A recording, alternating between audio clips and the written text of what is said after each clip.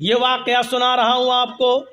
اس واقعے کو سننے کے بعد بڑی سے بڑی گنڈا گردی کرنے والے اور بڑے سے بڑے کرمنل مزاج کے آدمی اپنی زندگی کے بارے میں ایک بار سوچیں گے ضرور کہ ہماری حیثیت کیا ہے. امام کائنات جناب محمد رسول اللہ کا یہ حال ہے تو ہم جو ایک دوسرے کی زمینوں پر جو ناجائز قبضے کیے بیٹھے ہیں، ایک دوسرے کے مال کو ناجائز طریقے سے قبضہ کیے بیٹھے ہوئے ہیں، ایک دوسرے پر ہم گنڈا گردی کر کے اس کی پراپرٹی زمین و جائیداد کو اپنے نام کیے ہوئے ہیں. ایک بار وہ سوچنے پر مجبور ضرور ہوں گے. چھوٹے سے بکری کے بچے کے ساتھ وہ لڑکی کھیل رہی ہے، وہ خادمہ کھیل رہی ہے. حضرت عائشہ نے کہا تمہیں محمد رسول اللہ نے 3 بار آواز دی، کیا تم نے نہیں سنا؟ اس نے کہا ہر بار سنا. اس زمانے کی لونڈیاں اور خادمائیں بھی کتنی سچی ہوا کرتی تھیں. اگر وہ چاہتی تو کہہ سکتی تھی نہیں میں نے آواز نہیں سنی. نہیں آواز تو سنی ہے، پھر تم کیوں نہیں آئی؟ کہ میں اس بکری کے بچے کے ساتھ کھیل رہی تھی اس لیے نہیں آئی. حضرت عائشہ نے اللہ کے نبی کو بتا دیا کہ اس نے آپ کی 3 بار آواز سن لی لیکن نہیں آئی. آپ کو غصہ آیا، آپ لیٹے تھے، آپ باہر آئے، آپ نے پھر تصدیق کی. دیکھیے اپنی بیوی کی بات پر بھی کان نہیں دھرا، بیوی سچی تھی لیکن پھر بھی آپ نے کہا تحقیق کر لیں. آئے لونڈی، آئے خاتمہ، میں نے تجھے پہلی بار آواز دی، کیا تو نے سنا؟ اس نے کہا ہاں. دوسری بار آواز دی، کیا تو نے سنا؟ کہا ہاں. تیسری بار بھی آواز دی، کیا تو نے سنا؟ اس نے کہا ہاں. حضرت عائشہ نے بتا دیا تھا کہ اس نے 3 آوازیں سنی پھر بھی نہیں آئی، لیکن پھر بھی تحقیق کر رہے ہیں. یہ واقعہ ہمیں اس طرف اشارہ کر رہا ہے کہ کوئی بھی آدمی آپ کے تعلق سے کچھ بھی بات کہہ دے کسی کے تعلق سے تو فوراً اس کی بات کا یقین مت کر لینا. ایک بار آپ کو بھی حق ہے کہ اس تحقیق اس کی تہ تک جانا. ہو سکتا ہے کہ وہ کسی کی نظروں میں اچھا بننے کے لیے جھوٹ بول رہا ہو، آپ اس کی تحقیق ضرور کر لینا. اللہ کے رسول صلی اللہ علیہ وسلم نے عائشہ صدیقہ کی بات سننے کے باوجود اس لونڈی سے تحقیق کر لی. اس کے بعد کہا پھر بھی تم نہیں آئی؟ سر نیچے کر لیا اس خادمہ نے. کیوں نہیں آئی؟ کوئی جواب نہیں تھا. کیا جواب ہے؟ کوئی جواب ہے؟ کوئی جواب نہیں تھا. اللہ کے رسول کو مزید غصہ آیا. بخاری شریف کی حدیث کے الفاظ تو یہ کہتے ہیں کہ آپ کی آنکھیں سرخ ہو گئیں غصے میں. ایک نہیں 3 بار آواز دی پھر بھی نہیں آئی. تو آپ کے کان میں جو مسواک لگی ہوئی تھی، مسواک رکھتے تھے، اذان کا ٹائم ہوا جلدی سے مسواک کی اور فوراً مسجد کے اندر داخل ہو گئے. تو وہ مسواک جو کان میں لگی ہوئی تھی، آپ نے اس مسواک کو نکالا اور سنو لال بتھانی کے جوانوں، سنو صاحب گنج اس علاقے میں رہنے والوں، سنو برسوں سے گنڈا گردی کرتے ہوئے چلے آ رہے ہو، سنو برسوں سے اپنے من موافق زندگی گزار رہے ہو، سنو. اللہ کے نبی صلی اللہ علیہ وسلم نے وہ مسواک ہاتھ میں لی اور اس لونڈی کی طرف تان لی، ایسے کر کے اس کی پیٹھ کی طرف لے گئے اور مارنا چاہا. ہاتھ اٹھایا، مسواک چھوٹی سی، کتنی لگتی اس سے، کتنی زور سے چوٹ لگ سکتی تھی؟ کچھ نہیں. مسواک اٹھا ایسے کیا، مارنا چاہا، ایسے کیا اور اس کی پیٹھ تک لے گئے لیکن مارا نہیں. وہی روک دیا، ایسے کیا بس، لیکن مارا نہیں. آنکھوں میں آنسو آ گئے اور یہیں سے واپس چلے اور اپنے حجرے میں آ گئے. کچھ نہیں کہا اس لونڈی سے. حضرت عائشہ صدیقہ کہتی ہیں اللہ کے رسول، آئے میرے شوہر، آئے میرے سرتاج، آپ نے تو مسواک نکال لی تھی، آپ اس کو سزا دینا چاہتے تھے، آپ اس کو مارنا چاہتے تھے، ایک مسواک ہی آپ مار رہے تھے، پھر کیا ہوا؟ اگر آپ اس کو ایسے ہی چھوڑیں گے تو سر پہ چڑھ جائے گی، پھر کیا بات؟ آپ اس کے مالک ہیں، وہ آپ کی خادمہ ہیں، کیا بات؟ آپ نے مسواک اس کی طرف تانی، پیٹھ تک لے گئے لیکن مارا نہیں، بلکہ الٹا آپ ہی رونے لگے اور واپس چلے آئے. فرمایا عائشہ چھوڑ دیجئے یہ دو ویدوں کے منتر اور رامائن و گیتا جی، قرآن و حدیث سنیے اور اپنی زندگی میں انقلاب پیدا کریے. کوئی ضروری نہیں ہے ویدوں کے منتر پڑھنے سے. شوق تو اچھا تو لگ سکتا ہے لیکن معاف کیجیے گا فائدہ کچھ نہیں ہوگا آپ کی زندگی میں. جو قرآن و حدیث سننے سے فائدہ ہوگا اب بات ایسی چل رہی ہو اور وہاں لا کر ویدوں کے منتر گھسیڑ کر اپنی تقریر کو خراب نہیں کرنا چاہتے.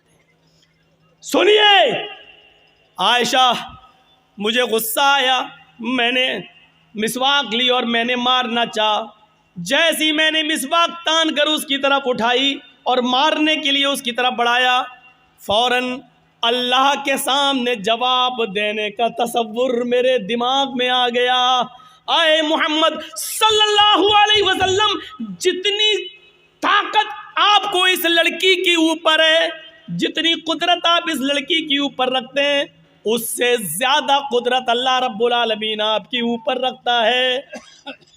میں نے سوچا کہ اس کو ایک لکڑی مار دوں، ایک مسواک کی ہلکی سی چوٹ اس کو مار دوں، لیکن میرے دل میں یہ تصور آیا، اے محمد تم اس کو جو مار رہے ہو ایک ہی مسواک صحیح، لیکن کہیں ایک مسواک کا مارنا کہیں اس کی غلطی سے زیادہ نہ ہو جائے.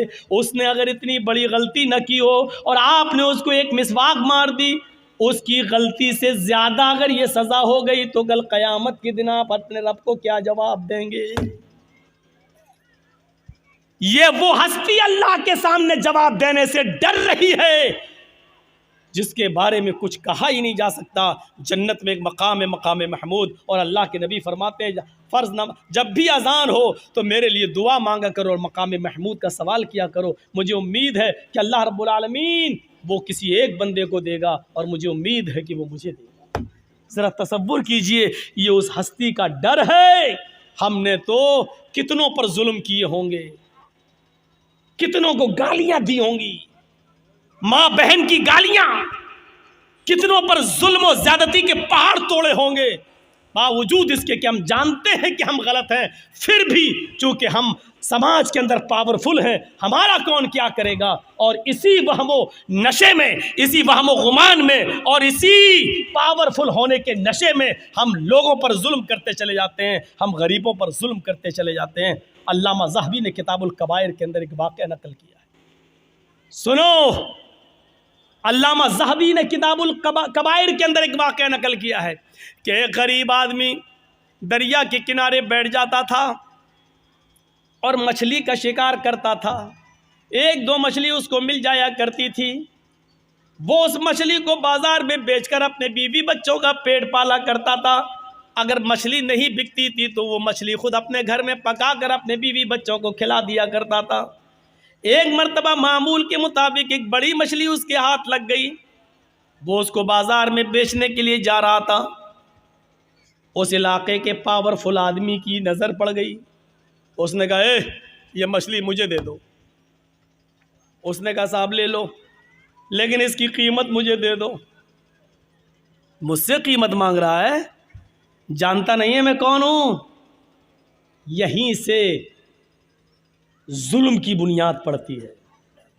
آپ کچھ بھی رہیے، لیکن آپ نے اگر کہہ دیا میرے بارے میں سنا ہے میں کون ہوں، پتہ لگا لینا ذرا علاقے میں.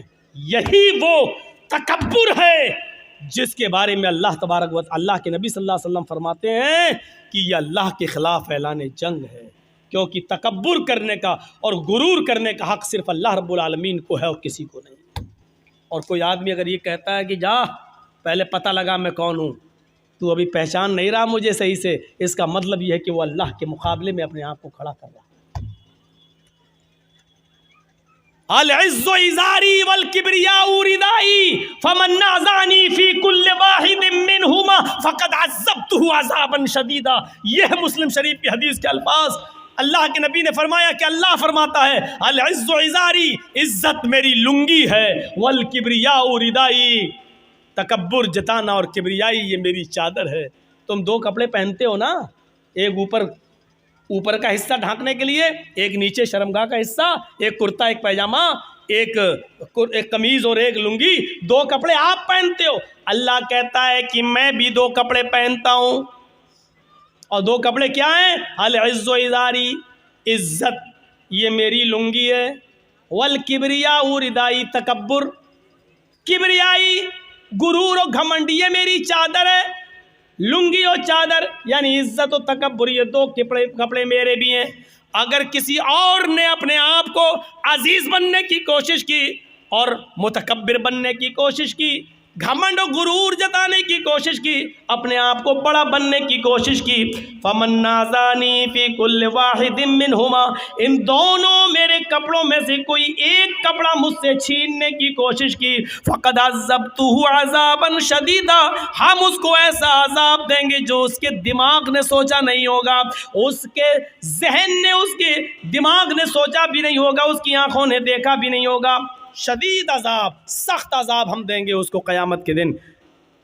اللہ کے رسول نے گھمنڈی لوگوں کے بارے میں کیا کہہ دیا؟ جس کے اندر تھوڑا سا گھمنڈ آ جائے، بہت زیادہ نہیں،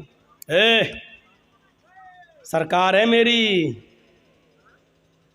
میں گاؤں کا مکھیا ہوں، سرپنچ ہوں، میرا کوئی کچھ نہیں کر سکتا، یہ جہاں سے پیدا ہو جائے گا۔ یو پی میں لکھیم پور کھیری میں کیا ہوا؟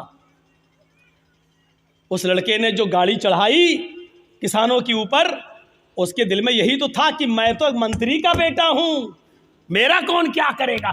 یہیں سے ظلم و زیادتی کی بنیادیں پڑتی ہیں اور ایک دوسرے کے مرڈر اور قتل کی نوبتیں ہوتی ہیں، ایک دوسرے کے خلاف شڑینتر رچے جاتے ہیں، کیونکہ جب یہ آ جائے کہ میں کچھ ہوں، میرے پاس پاور ہے، میرے بھائیوں، یہیں سے ظلم و زیادتی کی بنیادیں پڑنے لگتی ہیں، یہیں سے۔ اللہ کے نبی نے بس یہ کہہ دیا کہ من کان فی قلبہ، بخاری شریف کی حدیث، من کان فی قلبہ مثقال ذرۃ من کبر لا يدخل الجنہ،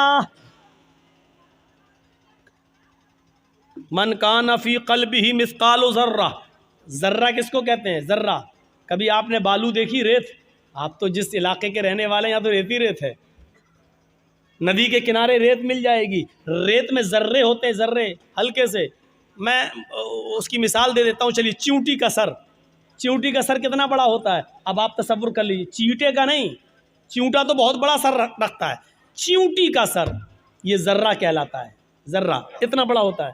اللہ کے نبی نے فرمایا من کان فی قلبہ مثقال ذرۃ من کبر، چیونٹی کے سر کے برابر، سرسوں کے دانے کے برابر، رائی کے دانے کے برابر بھی اگر کسی انسان کے دل میں تکبر آ جائے، گھمنڈ آ جائے، لا يدخل الجنہ، ایسا آدمی جنت کے اندر داخل نہیں ہوگا۔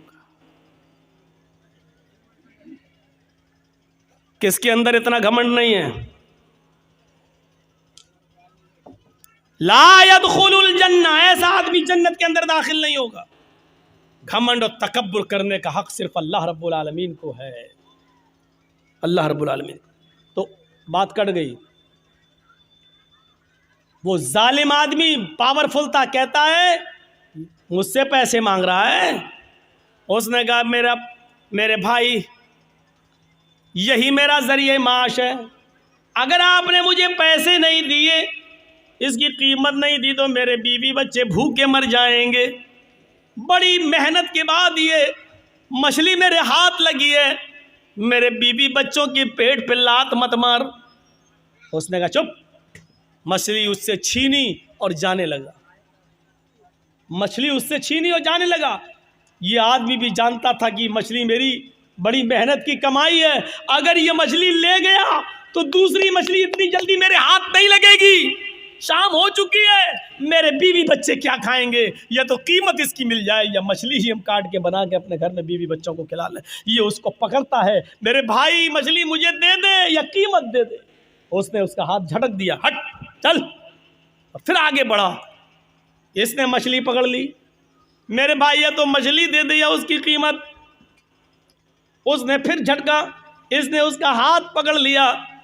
اللہ کے بندے، ایک غریب آدمی کے اوپر رحم کر۔ اس نے ہاتھ پکڑا، یہ اس کا ہاتھ چھڑانے لگا، اس نے اس کے ہاتھ کو منہ میں رکھ لیا، مچھلی والے نے، غریب آدمی نے منہ میں رکھ لیا ایسے، اور اس کے انگوٹھے میں کاٹ لیا ایسے، ہلکا سا کاٹا، لیکن یہ طاقتور آدمی تھا جو چھین رہا تھا، اس نے ایک لات ماری اور چھین لی اور مچھلی لے کے چلا گیا۔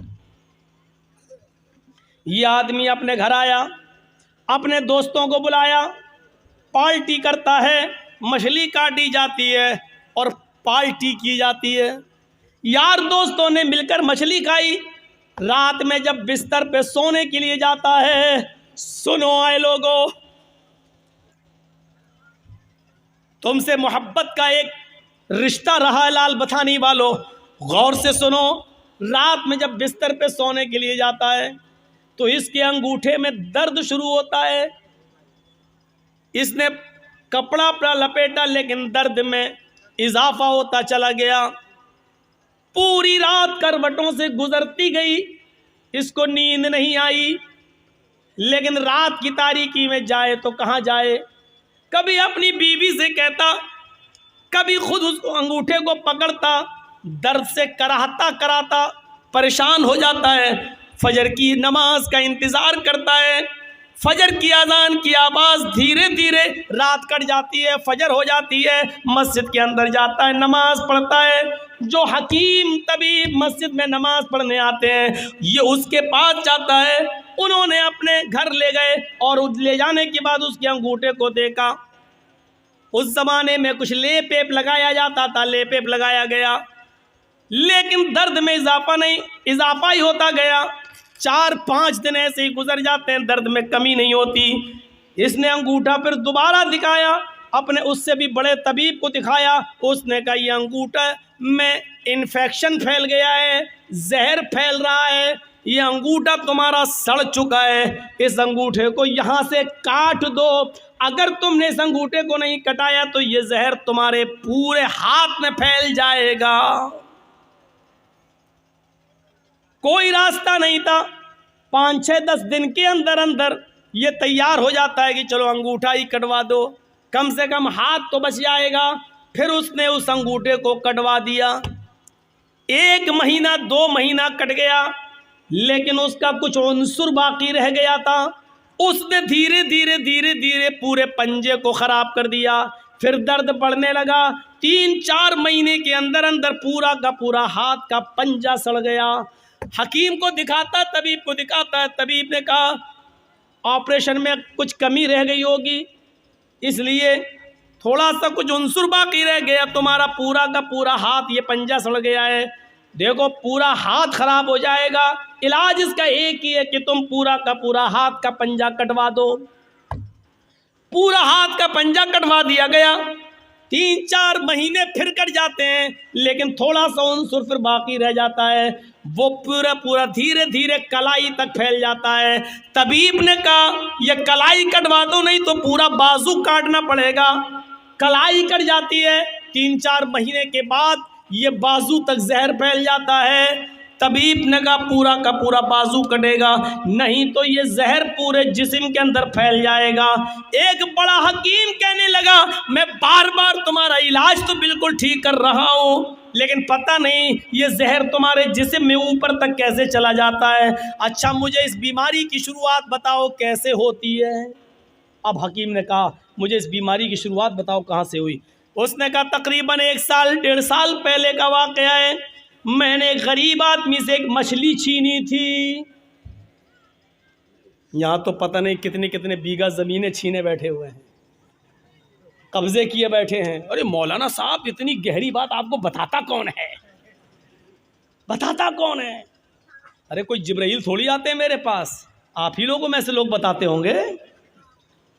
ہر جگہ کا ہر ایریے کا آدمی بتاتے ہیں، فون پہ تو اور زیادہ بتا دیتے ہیں، مولانا فلاں جگہ آ رہے ہو نا، ہاں وہاں ایسا ایسا ہوتا ہے۔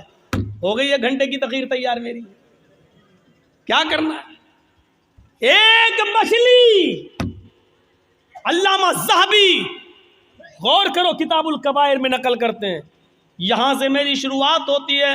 اس غریب آدمی نے کہا کہ میرے بیوی بچے کیا کھائیں گے، یا تو اس کی قیمت دے دے یا مچھلی دے دے، لیکن میں پاورفل آدمی تھا، اس نے ہمت کیسے کی، لیکن مچھلی جب چھین رہا تھا میں اس سے لے کے آیا تو اس نے میرا ہاتھ پکڑ کے منہ میں رکھ لیا، اس نے میرا ہاتھ کاٹا، اس نے سوچا تھا کہ ہاتھ کاٹیں گے تو درد کی وجہ سے یہ مچھلی چھوڑ دے گا، میں اٹھا لوں گا، لیکن میں نے ایک لات ماری اس کو، اس نے میرے انگوٹھے میں کاٹ لیا۔ یہاں سے شروعات ہوئی درد کی۔ اس حکیم نے کہا سوری یہ بازو تو یہاں سے کٹوائی دو، لیکن بازو کاٹنے کے بعد بھی اب یہ زہر تمہارے پورے جسم کے اندر پھیلے گا، اب تمہارے بچنے کا کوئی راستہ نہیں ہے، اگر تم اپنی زندگی چاہتے ہو، خیر چاہتے ہو، تو اس غریب آدمی کو ڈھونڈ لو اور تلاش کر لو اور اس سے جا کر اپنی غلطی کی معافی مانگ لو۔ اگر اس نے تمہیں معاف کر دیا تو تمہاری بیماری یہیں پر رک جائے گی، اور اگر معاف نہیں کیا تو یہ زہر اب بازو کٹنے کے بعد، ہاتھ کٹنے کے بعد دوسری جگہ پھیلے گا، سینے تک پھیلے گا، پیروں تک پھیلے گا، اور ایک دن آئے گا کہ پورا کا پورے جسم میں زہر پھیل جائے گا۔ لہٰذا اگر تم اپنی زندگی بچانا چاہتے ہو تو اس غریب آدمی سے جا کر معافی مانگ لو۔ یہ آدمی شہر کی گلی گلی میں ڈھونڈتا ہوا تلاش کرتا رہا اس غریب آدمی کو، 1 ہفتے تلاش کیا، نہیں ملا۔ 1 ہفتے کے بعد اچانک اسی حال میں ملا کہ وہ سمندر سے، دریا سے کوئی مچھلی لے کر جا رہا تھا۔ اس آدمی نے اس کو دیکھا اور پہچان گیا، لیکن وہ غریب آدمی اس کو نہیں پہچان پایا۔ 1.5-2 سال کا عرصہ گزر گیا، نہیں پہچان پایا۔ اس نے کہا بھائی مجھے پہچانا؟ کہا نہیں، میں تمہارا مجرم۔ کہا کیا ہوا؟ مجھے پہلے معاف کر دو۔ ارے بھائی ہوا کیا؟ میں معافی کیسے معاف کیا کروں؟ تم نے غلطی کیا کی؟ کہا میں نے غلطی کیا کی؟ یہ مچھلی ہے تمہارے ہاتھ میں؟ ہاں۔